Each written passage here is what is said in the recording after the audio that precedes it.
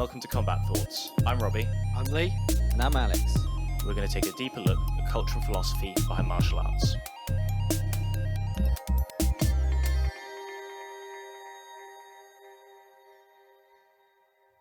So yeah, Jack, take us back to the start. How'd you get into martial arts in the first place? So I got into martial arts. I was just an energetic kid. I was always kind of scrapping at school, even as a young kid. Even as like a really young kid at the preschool, like I nearly bit some random girl's finger off. Like I was just really naughty, and I needed an outlet. And my mum sent me to a boxing gym, and that was the beginning, really. And it, to be fair, just sorted me out. I never looked back. And then I boxed for a while, and then I ended up finding an MMA gym a little bit later on when I was around 17, I think. I trained for 3 weeks, and because of my boxing experience, they just chucked me straight into a fight. And then before you know it, I was just fighting every 3 to 4 weeks, pretty much as an amateur. Damn. Okay. So how long did you trying to fit a lot in there, like in a short amount of space? But yeah, like that's. Yeah, I mean, well, how long did you do boxing for before that? So I boxed from when I was 11, and then all the way up to when I was 17, and then I stumbled into a MMA gym pretty much. So it's just a friend from college, just basically took me down to a club. The guy was predominantly from a karate background, but was starting to coach and teach MMA, and he'd been studying some wrestling and things like that. So nothing major from a grappling point of view, but enough to get by in the early days. Do you have any because we hear a lot that there's a bit of a tension between boxing and MMA gyms. Do you get any stick from the boxing guys about moving on to a different gym? No, my original boxing coach, I'm still in touch with him now. He's probably the most supportive guy I've ever had around me anyway, and just supports everything I do and just wants the best for me. And we've still to this day got a really strong relationship. So yeah, that's Stuart Fleet, and he's quite well known for his boxing around the town as well and whatnot. So yeah, just changed my path for sure. Good on Stuart. Good man. Especially since we hear a lot of bad stories about people like just transitioning off or like trying other gyms. So getting a supportive guy like that's pretty fucking dope. Yeah, and that's awesome. So yeah, I actually learned a little bit more about politics a little bit later on. So it was like when I left my first MMA gym, because I just had no one to me eventually. I needed to move on, and it was something I was umming and ahhing about doing all the time, and it was really weird. But yeah, that went sour, and that was my first taste of politics. So. So you've not avoided it. What's that? Sorry? You've not avoided it then. You've been dragged into it with everybody else. Yeah, exactly. You're always going to come across it. To be honest with you, I'm a really honest person anyway. So if I want to leave somewhere or anything like that, I won't do it in a sneaky kind of way. I'll upfront tell them my ideas and my plans, and I just hope they keep supporting me. And if they don't, that's on them. As long as you're honest. I always say that, as long as you tell the truth, people have got no reason to fall out with you then. You got to do what you want to do anyway. So we've said exactly the same thing, that it's kind of a communication thing. I get it when people when you I don't know, you're just scrolling through Instagram, you see one of your students just loving my new gym. It's great here. You're just like, what the fuck? Why are you there? But yeah, I mean, gyms are a family, but it doesn't mean you owe them your life. Yeah, no, for sure. This is the thing. I think a lot of people out there do feel like you owe them something. It's all right. They teach you, they offer these sessions and all that, but no one really is ever responsible 1,000,000% for somebody's game. For example, my game, my style is just I don't know, my character, but in fighting form in a way. Something that you adapt naturally. All my techniques are my own techniques that I've developed. I'm not copying anyone. I found my own way that suits my own body and whatnot. But of course, you need the point in the right direction. But I feel like once you've got that, you find your own game. No one's really responsible as such for it.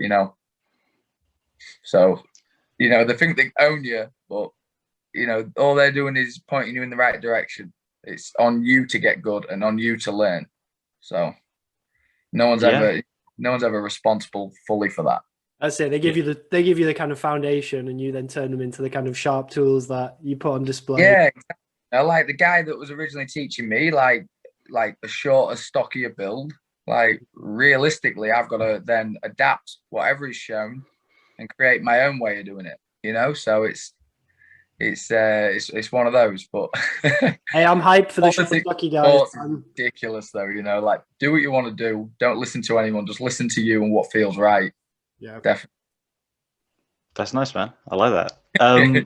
So who you mentioned that they threw you in quite early after just a couple of weeks at the MMA gym. Whose idea was that? Was that the MMA gym pushing it, or were you keen to start? Yeah, well, some shows coming up, and I was just doing really well in the gym, and like the other beginners were struggling to deal with me, and it was just a case of like, do you want to fight? And I was just really game and ready, and the next thing you know, like 3 weeks later, pretty much I'm on my first ever MMA show, like with sweaty palms, thinking, "Oh my god, I'm actually."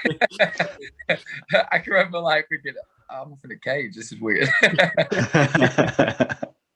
Was it like a duck to water moment where you was like, "This is a bit of me," or were you in there going, "What the fuck am I doing?"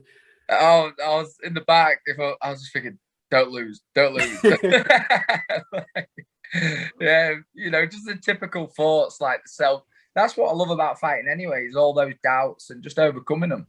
And yeah, like I had them in boxing, I have them in MMA, I have them still to this day every now and then. And I think having self-doubts is a great thing, you know, like overcoming adversity, overcoming your own thoughts, your own negative thoughts.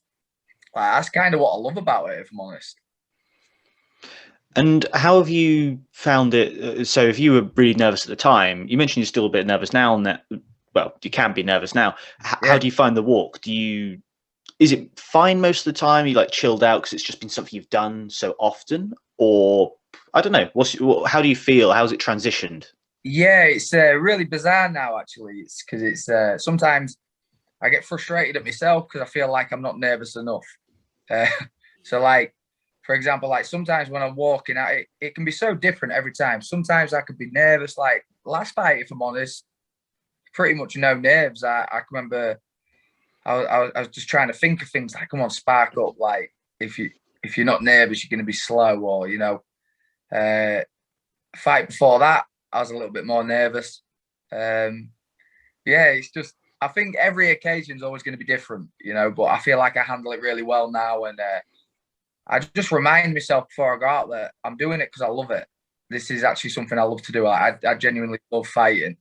Sorry about that, whatever. I don't want to put the wrong one down. What you done there, mate? It's all right. If it cuts out, we'll just make a new one. Yeah. It cut out.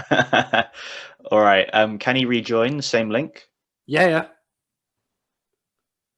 you should be able to. Do you want me to stop recording or carry on? Pause it. No, what do you know? Someone calls, like it comes up, doesn't it? And I'm always thinking, which one do I X off? Yeah. Times I'm. I think you're doing all right, mate. Because most of the MMA, we seem to find that there's a correlation between number of fights you've had and how difficult you find to work a phone or a laptop. So yeah. I think you're doing okay. Yeah, I'm not doing too bad, I guess. But yeah, I've done that quite a lot. I see you're well versed now. You've upped your skill levels in the Zoom game as well. I'm straight back on though, aren't I? Before I was like, oh, I'll get back on this. I did want to ask one question about the nerves and stuff. How did you find the last fight with no crowd whatsoever there? Oh yeah.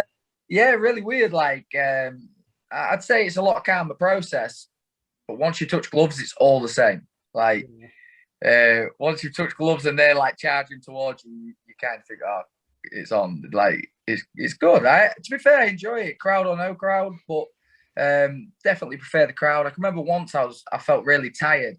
And then I hit him with a good shot, and the crowd screamed, and all of a sudden I got like a second wind. Mm-hmm. So yeah, it gives you energy, and I like that. I also like the pressure of it as well. So I do prefer it with a crowd, but it's kind of all the same. Yeah, no, I feel that. And so to take it back through the journey and stuff, you clearly started fighting quite frequently, like every few weeks. Was the intention always to go professional?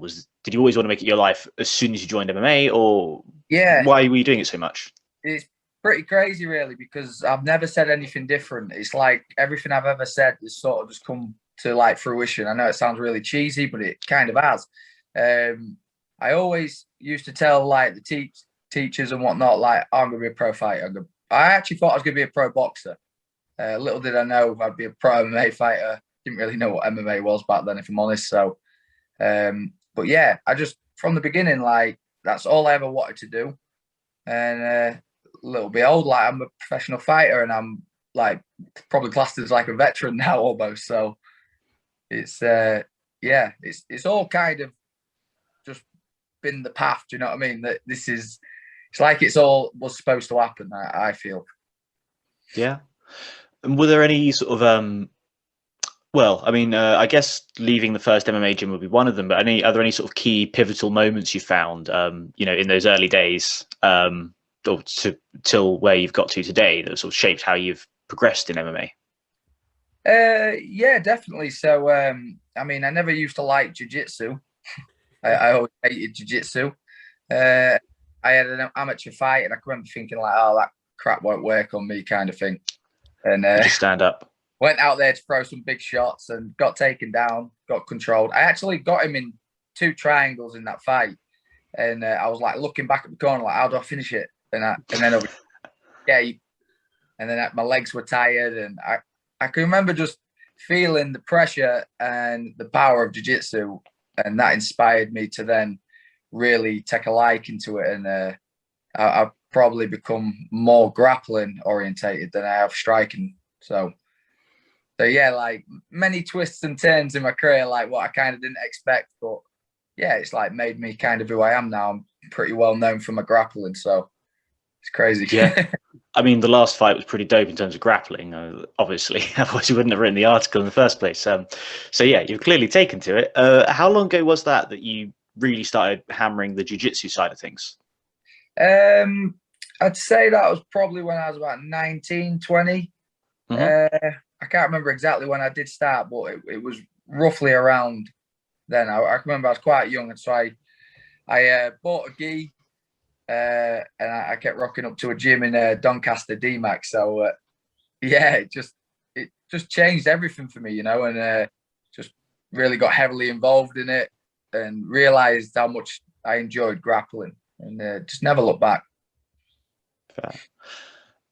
And I guess that might be a good way to look into another thing we've been debating recently is best way to actually train MMA, because a lot of people at the moment, they'll train their kickboxing side of things and they'll train their grappling side of things, and then use a couple of sessions a week to put it all together.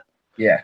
How do you think the best way to train mixed martial arts is? Do you think it's best to split it up like that or otherwise? And how's the best way to sort of put it all together? Because there's so many different components. Yeah. So early on, I think you just got to get on the mat. Like, just go anywhere. Like, go to like a pure MMA gym and learn that kind of way at first. But I believe once you start to advance, like, start looking to go to places where it's a pure boxing gym or like a pure kickboxing gym. So like, for example, I train jiu-jitsu with purists, like pure jiu-jitsu guys, and I believe that's why my MMA grappling is stand out compared to a lot of other MMA grapplers. So yeah, just learning like the proper way that is, like my jiu-jitsu works in competitive jiu-jitsu as well as MMA. I think the reason for that is because I hadn't just learned like how to be stubborn from submissions and like, just suit for MMA. How MMA guys are, just kind of grab the biceps, just bury the head in the chest and just like keep throwing the odd shot and real bodge job, crap submissions. Yeah, I just think like go to a place where that's all they study and hang around with those guys. I think that's important. Then how is the best way to sort of because there's a lot of techniques that don't really fit into either striking or grappling per se. Any ground and pound things, any sort of shoot boxing techniques, things like that. How do you find the best way to blend everything is? So, for example, like I'm training with MMA guys. I mean, I train with a lot of purists and study their way of doing it. But then I'm training with MMA guys as well. So it's I'm getting to test that on people with good fight experience for one. Also can wrestle, and we're just playing to like pure MMA rules. So it's like ground and pound everything, and I just think the experience and the key is mat time. I believe. I think it's just mat time. Hours on the mat. Like go learn your techniques, and then when you spar it, like start to tick off like where am I lacking? Am I do I need to get up rather than trying to play jiu-jitsu off my back? Because obviously that's not ideal really for MMA. You don't want to be taking shots because one cut can change a fight, even if you're winning. Then it's out of your hands. A referee could stop it. So it's definitely just hours on the mat, I believe. Just constant practice. Nice. I definitely can't argue with that. But one I wanted to touch on was you said like your amateur career jumping in every 3 and 4 weeks. How did that help kind of just jump up skill level quickly? Was it kind of a steep learning curve and then you go, I've got some gaps, or was it you just fucking weirdly, like I was kind of learning on the go. Like there's probably a better way to learn than that. I probably just threw myself in the deep end. Clearly worked. I had great success as an amateur, so it's like I don't know whether it was right or wrong, but I believe there's probably a smoother way to have learned. Like I probably should have been in the gym longer learning, because I found myself just getting fit to fight all the time rather than actually studying and learning new techniques. But my guidance in the first place wasn't really the greatest. Like looking back on it, like the way I was cutting weight, the way I was eating, I'd have like a Chinese before a fight and things like that. Like just I'd cut weight and then I'd be drinking energy drinks and not water. It just looking back on it, like it's amazing that I did as well as I did. Like I don't know, maybe I'm just a bit of a freak. I don't know, but that's a talent. Like there's a smoother way. I just the key is find good guidance and get your mat time in. That's what I believe. And was that back at your first MMA gym where you had the not so good guidance? Yeah, definitely. Yeah, like oh man, it was so like some of the guidance from certain techniques fantastic, and then from others, I just believe from like the nutrition point of view and stuff like that. Like I was kind of left to my own ways a little bit. I got little bits of advice, or like he'd blag my head with big words, glycogen this, glycogen that, this and that, and fuck it. I was like, what the fuck is glycogen? Like I've obviously, I'm much more seasoned in that now, and I've had proper top nutritionists helping me now, so I understand a lot more than I ever did. But it was amazing that someone would just throw all these words at a young kid, 17. I was thinking, what the fuck's that? You know what I mean? I was going to ask about you saying you go to the specialists for like jiu-jitsu, specialist kickboxers. Like you touched on nutritionists there. Have you kind of gone into like massages and people using like cryo a lot more now, and nutritionists? Do you touch on that as well? Yeah, so I've done like some cryo and things like that. Not too much of it though, to be fair. It's one of those, like I jump in, I hate every second of it because I don't like being cold. Yeah. I come out and I think, did it help or didn't it help? But the research on it is brilliant, and apparently it does help, so I'll do it anyway. But I'd rather have a warm bath, like. But, and then from a nutrition point of view, I'm just really lucky. Like I've finally got really good guidance. My manager, Heavy Duty Fight Management, supply me with all the right guys. So it's so when it comes to nutrition and health and all that, we're a finely tuned machine almost now. So still learning every day. Because that's a big one, isn't it? I think there is still in MMA a lot of bro science out there. I think the nutrition side of it is kind of particularly lacking in terms of it's people just eating brown rice and chicken, isn't it? And going, oh man, but I can't knock some fighters though, because like I like on Cage Warriors, for example, I've weighed in, I'm really strict. I keep like my diet really good. And then I'll fucking come off the scales and I'll watch some little fucker eat a Subway or something, you know. And I'm like looking at him like, oh, if I ate that, I'd be ill. But he's still performing amazing. So, you know, how can I say, oh, you shouldn't eat that? Yeah. Like, if you can eat that, you've fucking got an iron stomach or whatever. And it's that performance enhancing Subway. Yeah, maybe. Yeah. So, fuck knows. Do you know what I mean? So the people, different things work for different people, I guess. But definitely, I am way more professional than I ever was before, for sure. Well, I guess if we're touching on your current training side of things, I mean, what do you do for conditioning and strength training? How much do you do outside of the, well, I don't know, how much is skill and how much is strength, and what do you do? So, to be honest with you, if you're ever going to scrap one session, in my opinion, it's got to be your S&C. Like, there's nothing better for fighting than learning to fight. But strength and conditioning has become a thing for me. I'm not really, surprisingly, a lot of people are always shocked that I like don't lift weights or don't do it like that. Like, I've only just started, probably the last 2 years. But everyone always presumed that I was maybe heavy in the gym, like lifting weights and all this, and it wasn't the case at all. I've got an S&C coach now, Elite Steps, so that Reese does all that for me, helping me out with that. I use Unit 1 locally to Grimsby, phenomenal place, amazing knowledge, and definitely using it to assist my training now, twice a week, doing my conditioning with them. But I'm a bit old school as well, like my head coach, John Gillies, from Four Corners, he just gets us running the hills. You know what I mean? We're running Everton Hills. That's the hardest session I do, by far. So, yeah, just get old school. Just go out there and graft hard. I don't think there's any substitute for that as well, you know. But equally, just remember, rest is important as hard work. So you can test how tough somebody really is when she starts running up a hill as well. Oh yeah, it'll bring out the quitter in someone. Like, yeah, definitely. Like, them hills are brutal. Yeah, I mean, I feel like strength conditioning is something that people have started focusing a lot more now, or at least in the Jiu-Jitsu community, because everyone took that only rolling is needed approach. So it's interesting to see what professionals actually do.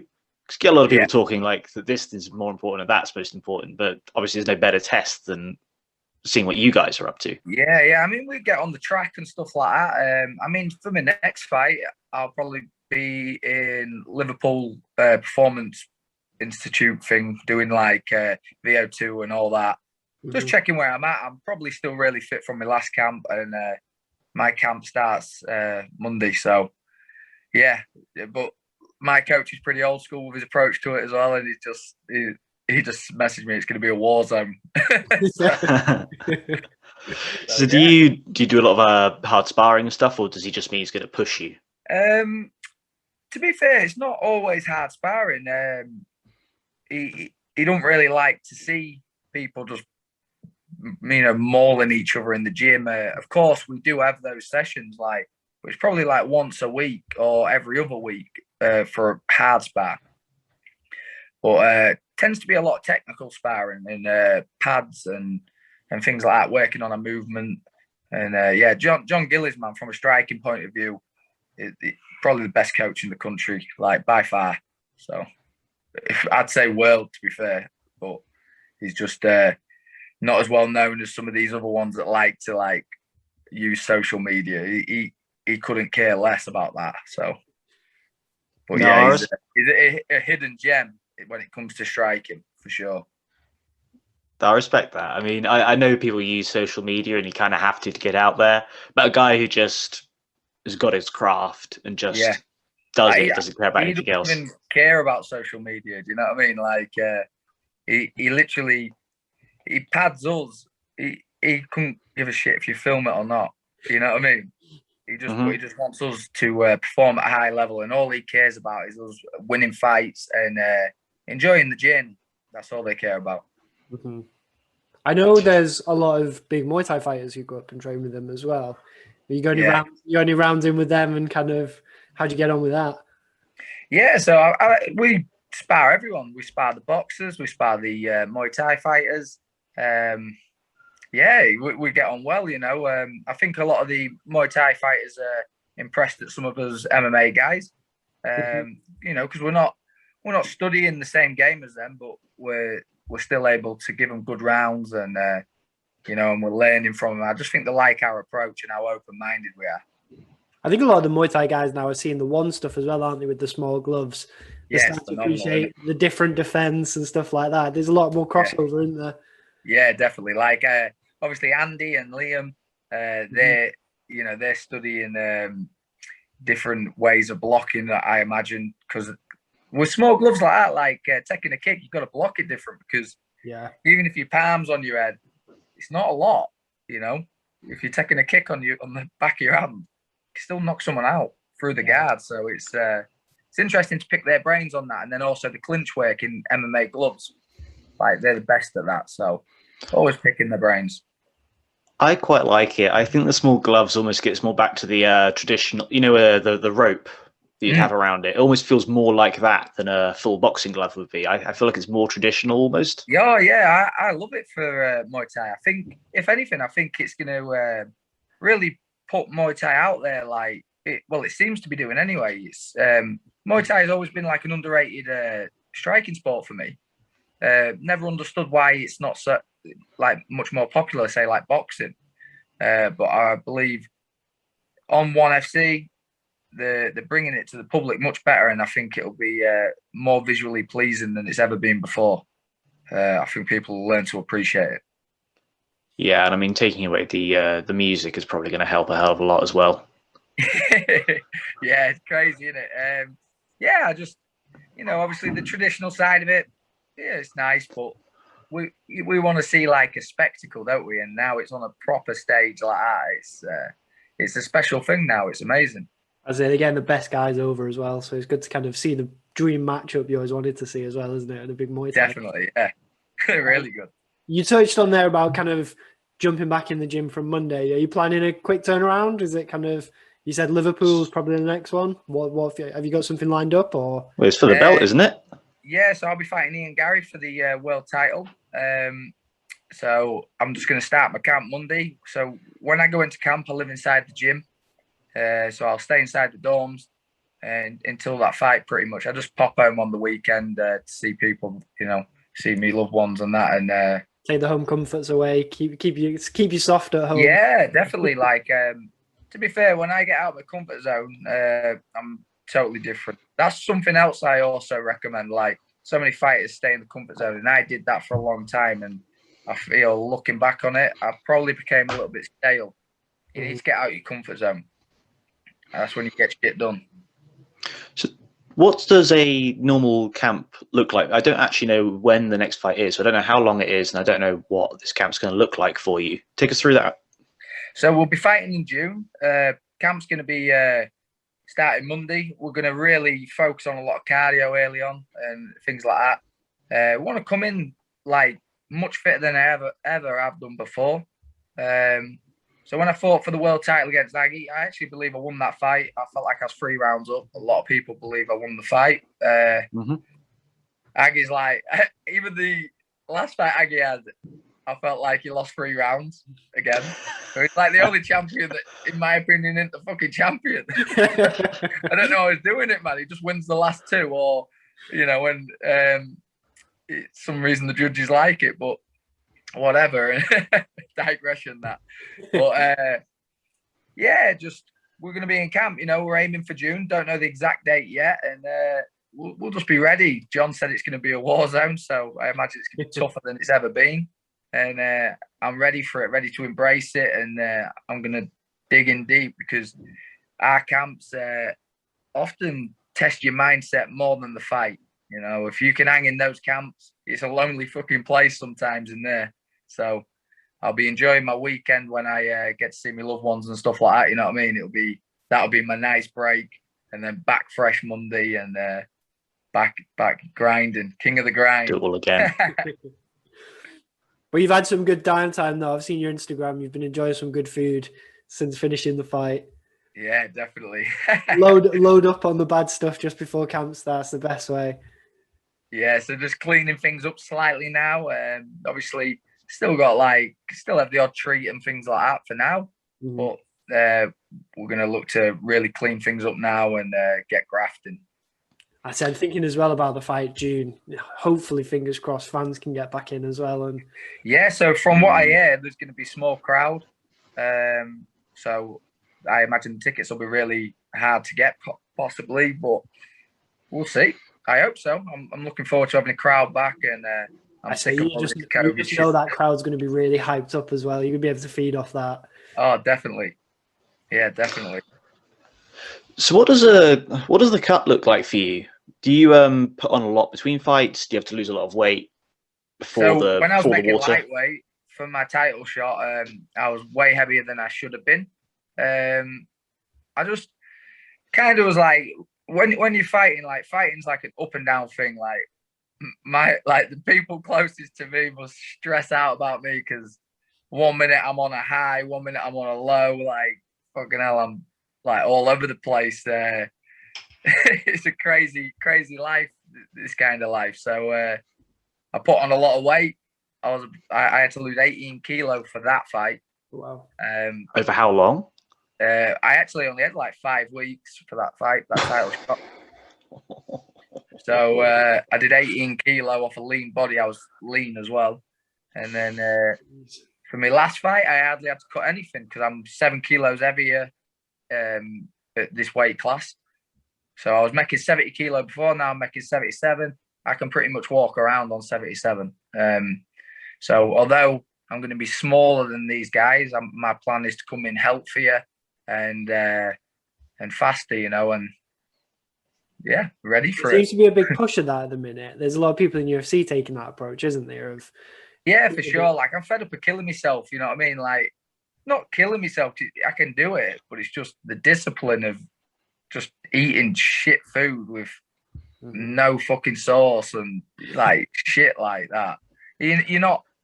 It's hard to enjoy your training when you're doing that stuff. So I'm not saying I won't make lightweight again. I certainly still think that I don't know. I feel like I'm maybe not big enough to stay at welterweight, but maybe if I get some S&C and stuff after this fight, I can maybe look to develop myself into a proper welterweight. Oh, for fuck's sake. Another one. No worries, mate. Oh, man. We're on. Smashed it. I have to make some off now. At least I've learned that. That's it. Yeah, we catch you on this time. And I'll go. so why did you make the transition up? I mean, I know you said it was shit food and everything and discipline, but yeah, so I didn't really have to. I was actually, I was kind of planning on having a lightweight fight. But I didn't have a great deal of time to get ready. And they offered me a welterweight tournament, a welterweight belt. And I just thought maybe it's time to just see how I perform, coming in a little bit lighter, not doing such a cut, and as well, enjoying food, enjoying training. It was a bit of a no-brainer. And I just believe, I knew I'd fight Matters because they said that. So, there was always a lot of talk in the town, like, oh, who's the best fighter and stuff. And obviously he's going to say him and I'm going to say me. And I believe I'm the best fighter, and obviously I went out there and proved that. I felt like I won the first round, and then obviously I won the second because I stopped it in the second. So there's no arguments there, anymore. So that was always nice. As much as I like him, that's a cool thing to do, to achieve from just a local point of view. And then I knew Ian Garry would probably win his fight, and Ian Garry's such a big name and everyone's banging on about Ian Garry this, Ian Garry that. And they all look unstoppable until they get stopped. And I'm happy to be that guy. So it was just exciting for me. And that's what I do it for. I want to fight the best in the world. So, okay, everyone thinks Gary's like the next McGregor or something. Like, brilliant. I'd be kicking myself if I didn't fight him. You know what I mean? If I didn't fight him and he ends up getting UFC gold, I'd be absolutely kicking myself that I didn't give myself the chance to beat him. So therefore I'm gonna rock up, and I'm gonna win that fight. That's my mentality for it, and that's exciting for me. You mentioned that you for your last fight you like him, but you are, well, obviously you're glad you won. I find a lot of fighters struggle to stay on decent terms with people they're getting into the ring with. Have you ever found that a problem, or what's your attitude to people you're fighting? To be honest with you, like I'll train with you all the way to the fight if you want. I couldn't give a shit. Like for me, I'll train with you all the way to the fight, and then we'll fight then. Because when it comes fight time, it's a total different ball game, and like I have no ill will towards him. I want the best for all my opponents after we've fought. Just, once we touch gloves, it's on. I can just switch it on and off. If you want to go, we go. And if you don't, then whatever, But no issues there. I'm just a happy guy, happy fighter, and I'll be ready to go. And we'll switch it on once we touch gloves. That's because you're not making the cut to lightweight. If you're going to lightweight and you're on the shit, you're a lot angrier. Even at lightweight, though, to be fair, I'm always smiling, laughing, joking. Like, I'm just a pretty happy guy, if I'm honest, when it comes to that kind of stuff. So I love what I do. Nice. And so you're obviously excited for this this bout ahead of you. Have you got anything you're changing up this time? I mean, obviously you're up in the weight, but anything else you're changing up for this one? Not really. Just going to keep it all similar. I'm learning so much from a striking point of view with John and the guys behind four corners. So yeah, my training partners are amazing. I'm just in there learning. I'm in there. I'm a student every day. I rock up with a white belt mentality all the time, and I'm just open to learning and open to training. And as long as you graft hard, you win fights. Fair. And what's the I'm not sure exactly how to word it. It's not what's your motivation now, because clearly your motivation is to fight the best in the world, make a good living out of it. What's your goal here? Like, where do you want to get to? Where do you want to get in the next few years? So obviously I want to reach like the highest level. I want to be in the UFC. I want to be fighting and competing with the best in the world. And that's kind of like what I'm setting out to do. Just get me on the biggest stages against the biggest names. And I want to beat these guys. I want to win. I just love what I do. Like everything about it, from the training adversity to the fight adversity. It's just exciting times. Cracking. Lee, you got anything? No, I'm hyped for this fight now. You've sold it. You've got a great promo. I'm in. I'm gonna try and get tickets and come out to Liverpool. Yeah, man, that'll be awesome. I mean, we'll be fighting in London, York Hall again, I believe. I think that's where the fights can take place. But obviously, I train out of Liverpool in Four Corners, so I'll be living over there until the fight. And we all rock down in the gym bus and we get a war. You know what I mean? We all go together. It's brilliant. I love it. Are there a lot of guys who are going to be like crashing at the gym and sleeping there? Is there a big crowd? There's quite a few. There's we've created our own bubble, so. Obviously, pro fighters are allowed to train and all that, so we're an exception. We can train. But we've got our own little bubble in the dorms and full of loads of fighters. It's brilliant. It's interesting to hear. So you're not you're not obviously not out socializing. You're trying to keep it contained, kind of thing, so you don't all catch COVID. Obviously, if we catch COVID, we can't fight. So because we get tested. We've got to keep our bubble, in a good way. We've got to just do what we can do, make it happen. No, it's good to hear. I mean, I think from what I can tell, fighters are pretty loose with it, so it's good that you're doing it. Yeah, to be honest with you, just might be a little bit silly of me and whatnot, but just because I'm a healthy guy and I have faith in my immune system. You know what I mean? If it proves me wrong, it proves me wrong. But I'm willing to take the risk, and I just want to, I don't want to stop my life thinking, if I get COVID, or if it really makes me ill, or that's kind of like saying if I got ran over. You know what I mean? If I got ran over before COVID got me, I'd be gutted as well. So I may as well take the risk and just keep doing what I'm doing and chasing my dream. Fair. All right. I mean, Cool, we've thank covered you. a lot of. Yeah, Sorry, Lee, go on. We've covered shed loads. Cheers for your time. Just quickly for everybody listening, do you want to kind of shout out your Instagram, where people can find you and stuff like that? Yeah, so it's on my social media platforms. It's Jack Grant MMA, and yeah, come check me out and give me a follow and follow me career. Let's go. Skinny power. Skinny power. Actually, last thing, where the fuck did skinny power come from? So I rocked in the gym as like I was like 10 or 11. I can't remember. I think I was 10 when I first rocked in the boxing gym, and I was that excited. I just went to this corner bag. This bag's 33-year-old. He gave me it as a gift when the gym closed, so I've still got this bag. But I'm cracking away at this wall pad, and all the boxers start looking like, oh, this little kid, it's really hard, kind of thing. And as I went and got changed, it was like, come on, in the back, get changed, get ready to box. And took my top off, and I was really lean. And there was like, fucking hell, skinny power. It just stuck. Nothing special, like, but it just kind of stuck, like, just seeing a little 10-year-old with abs and veiny arms. I guess there was like, what the hell? Nice one. I did wonder. Cool. You carried that with you for a long time then? Yeah, and it's just stuck from then. And then now, from a point of view of when I use the term skinny power, it's just, for me, just be as strong as you can and as lean as you can. You know what I mean? Don't carry the excess. Make sure you're, lean and strong. That's it. That's all it means. Nothing to do with size or like that. Just lean and strong. No fat. Yeah, I think me and Lee are carrying a bit of excess each at the moment, so I'm not worried about that. When I'm saying it, you don't have to be right. I'm ready. So when I say I've got skinny power, I'm ready. We hope you enjoyed that episode. If you did, please consider subscribing to the podcast and checking us out on YouTube, Facebook, and Instagram under the name Combat Thoughts. We'll see you next time.